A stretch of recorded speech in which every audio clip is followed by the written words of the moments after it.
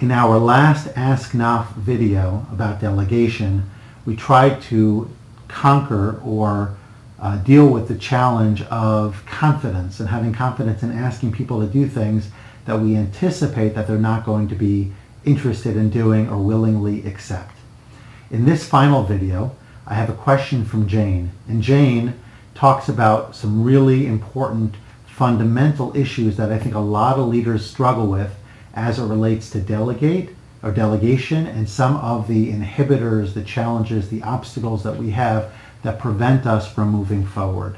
So it's a longer quote. I'm going to read through the whole thing. I think there are two key points here. Let's see if we could unpack it.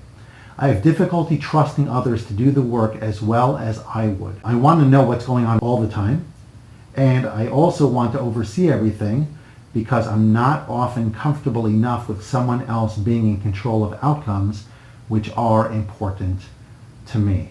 So there's a lot there, and I butchered it just a little bit, but the key points I think here, number one is trust. I have difficulty trusting others, and also the element of control. I'm not comfortable enough with somebody else being in control of outcomes which are important to me. So we've got to kind of unpack those.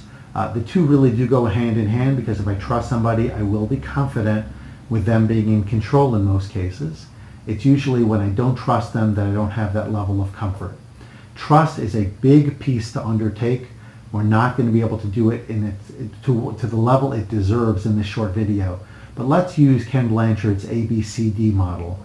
The idea of trust coming from somebody being able, believable, connected, and dependable. The one that we want to focus on for today is primarily able. Able means you have the capacity to do the work. And so the question is, what can we do? We discussed this in an earlier video as well.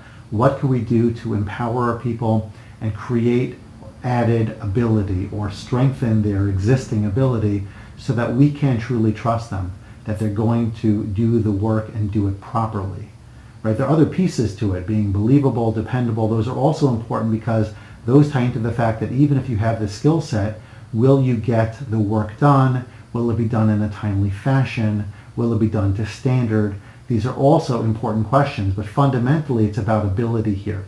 So how can I strengthen somebody's ability through a seminar or workshop, a mentor, online training, resources, books, online articles, etc., that I could be providing that this person could research on his or her own to help build their efficacy, their capacity, and their wherewithal to make sure that it gets done and done properly.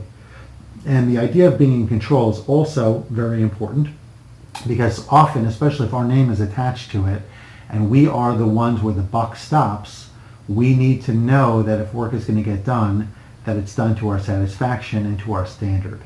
So that would involve letting the other person know what that standard is, giving them examples of properly completed work, staying involved not only on the planning side of it, but throughout the process, checking in regularly and making sure that everything's done properly before it gets final sign-off, however that may look in your organization and in your process.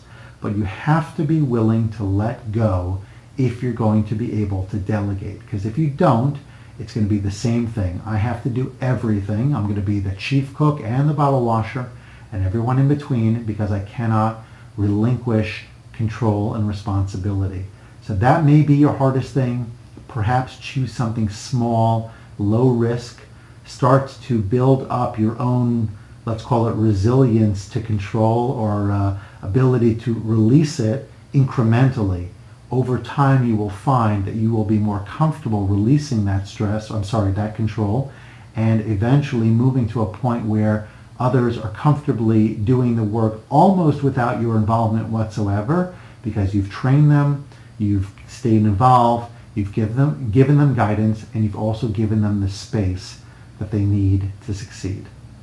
Thanks so much for watching this video. I hope it was powerful and useful for you. Please join in the conversation in the comments below. Please like, comment, and share. And I hope to be able to continue to find ways with you to delegate more effectively so that you can clear your plate, empower your people, reduce stress in the workplace, and get home at a decent hour to spend meaningful time with family and friends. Thanks for joining me.